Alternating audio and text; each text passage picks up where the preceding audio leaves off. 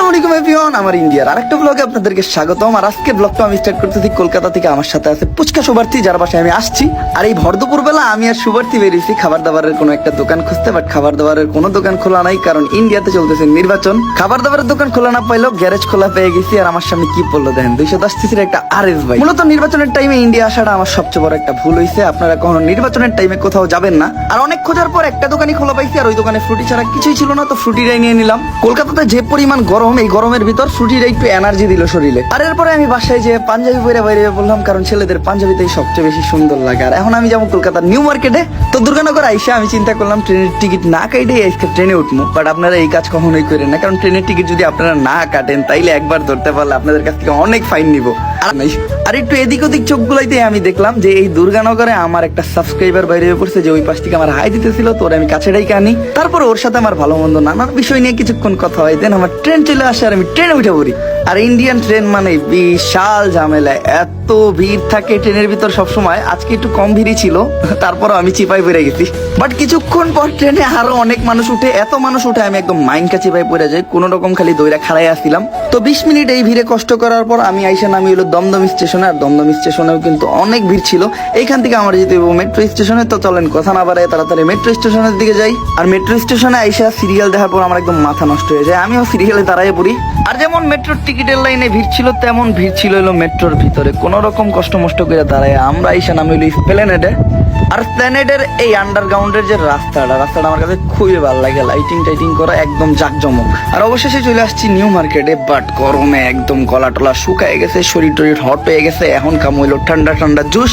New মার্কেটের এই জুসের প্লেসটা আমার কাছে খুবই ভালো লাগে, কারণ এই জায়গার জুসগুলো একদম অথেন্টিক, মানে রিয়েল ফ্রুট দিয়া জুসগুলা বানায়। টেস্টও যেমন জুস তেমন অনেক ঠান্ডা। আর তারপরে দেখলাম কিছু মানুষ পুলিশের ড্রেস পইরা ঘোড়ার পিঠে চইরা ড্রাম ক্লিয়ার করতেছে। মানে এই জিনিসটা আমার কাছে অন্যরকম লাগলো একটু। আমার এদেরকে দেখা পুলিশ কম, পাখানাদার বাহিনী বেশি লাগতেছিল, যেমনটা আমরা নানা ছবি টবিতে দেখছি আর কি। তো আমার মন চাইলো আইসক্রিম খাইতে, আমি চলে গেলাম আইসক্রিমের দোকানে। আর এই দেখেন, এই দোকানে অনেক ফ্লেভারের আইসক্রিম আছে, আর আইসক্রিম গুলার দামও অনেক কম। তো আইসক্রিম এলা কাক করে বললাম যে কাকু, আমার ভ্যানিলা ফ্লেভার আর 2 in 1 ফ্লেভারটা পছন্দ, এই 2 ফ্লেভারের আমার 2টা আইসক্রিম দিয়ে দেন। তো কাকু আমার আইসক্রিম দিয়ে দেয়। আইসক্রিম পেয়ে তো আমি খুবই খুশি হয়ে যাই, এমন ভাবে খাইতেছিলাম পুরো একদম হাবাইত্তাগো মতো।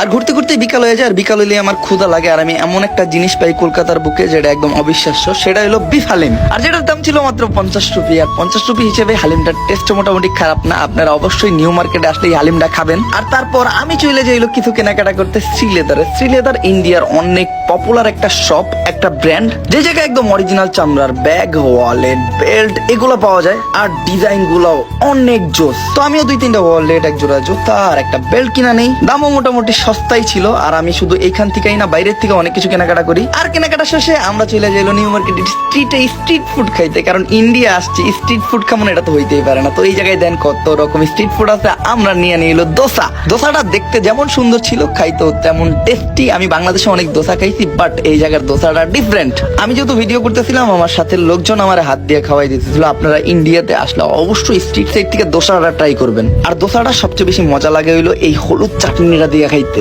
আমি একদম বড় কইরা কইরা গরুর মতো খাইতেছিলাম।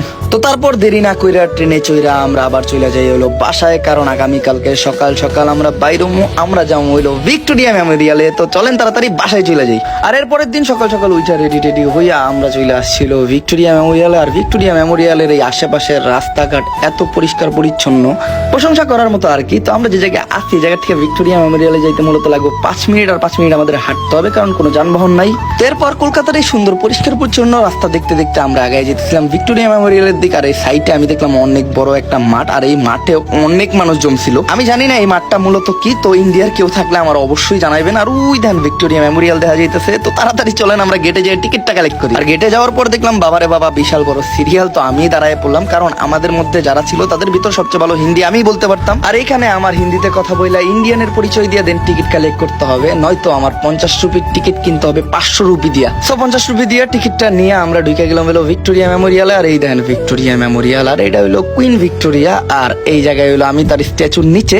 আর অনেকটা এই প্লেসটা আমার কাছে তাজমহলের মতো লাগতেছিল, বাট এটা তো তাজমহল না, তাজমহল হলো দিল্লির আগ্রাতে। কিন্তু এই প্লেসটা আসলে অনেক সুন্দর, অনেক মানুষ এই জায়গায় ছিল, যে যার মতো ভিডিও করতেছে, ফটো তুলতেছে। আমি এই জায়গায় আমার মতো ভিডিও করতেছিলাম। আর আপনাদেরকে আমি ভিক্টোরিয়া প্যালেসটা একটু কাছ থেকে দেখাই। প্যালেসটা কিন্তু অনেক সুন্দর, আর এই জায়গায় অনেকে ফটো টুটো তুলতেছে। এই জায়গার থেকে মূলত প্যালেসটা বেশি সুন্দর লাগে। আর এটা কিন্তু শুধু একটা প্যালেস না, এটার ভিতরে হইলো একটা জাদুঘর, যে জাদুঘরে আমরা এখন ঢুকবো। এমনিতে আমরা অনেক দেরি করে ফেলছি, এখনো যদি আমরা না ঢুকি পরে আর ঢুকতেই পারবো না। আর এই জাদুঘরের ভিতরে ইন্ডিয়ার অনেক ইতিহাস, অনেক ছবি, অনেক স্ট্যাচু, দেন অনেক সুন্দর সুন্দর জিনিস ছিল।